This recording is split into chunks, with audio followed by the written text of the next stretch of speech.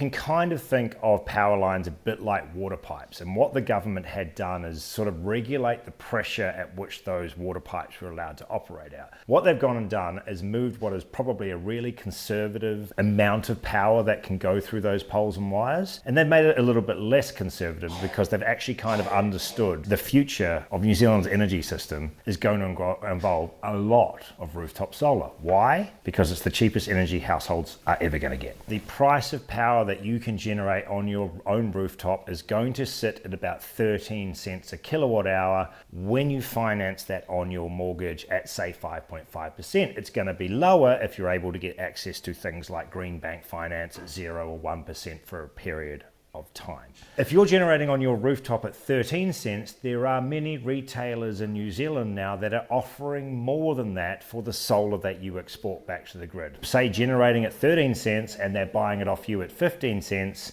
well, then none of the power that you generate gets wasted. One of the previous issues was that if you could only export 5 kilowatts and you had a 10 kilowatt system in the middle of the summer on a weekday when you weren't at home, you would have to curtail your production, which lowers the return on investment for your solar system. Without having to curtail that, that is fantastic news, because ultimately your solar system is doing work for the overall energy system of New Zealand by giving us a lot more electricity when the rest of New Zealand needs it.